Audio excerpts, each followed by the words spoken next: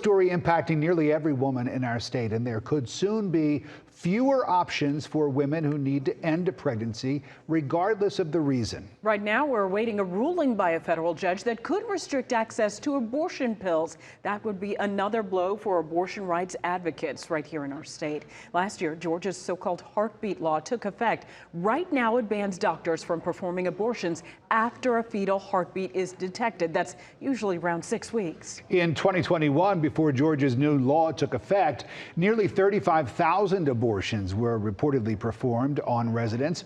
The state health department did not report on the number of medicated abortions, those using a pill, but Planned Parenthood says about half of all abortions nationwide are done using medication. Atlanta News First reporter Patrick Quinn joining us live. And Patrick, yet more uncertainty, another wrinkle for women when it comes to their health care. And this last year, it's really just been a series of wrinkles, both locally and nationally, when it does come to abortion care. And again, yes, this is just the latest wrinkle, and the lack of this abortion pill, it could prevent some access to abortion care. Walgreens is no longer distributing one drug, but Atlanta OBGYNs that I've spoken with today, they say regardless of the latest legal battles over abortion pills, there are still options for women in Georgia to seek abortion care. Walgreens has pulled the abortion pill mifepristone, and according to CBS News, the pharmacy chain is no longer distributing it in person or through the mail in Georgia.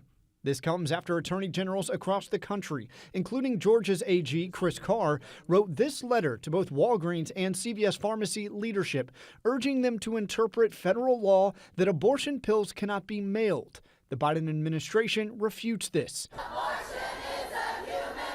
This issue is now front and center of a federal lawsuit where any day now a Texas judge could restrict the access to this drug, mifepristone, approved by the FDA 20 years ago. If mifepristone is taken off of the market, it has nothing to do with the safety of the drug. This is completely politically motivated.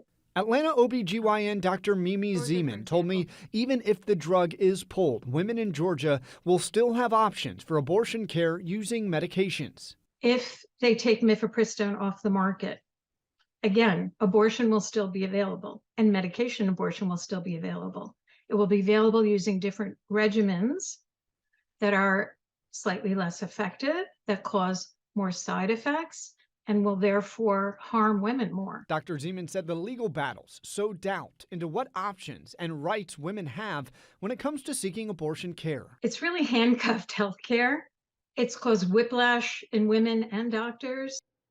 And that ruling in Texas from a Trump-appointed judge, it could come at any minute. Now, Dr. Zeman said while she recognized companies like Walgreens are getting ahead of this ruling on mifepristone, she said so are doctors. They're figuring out what options and alternatives women have in this changing landscape.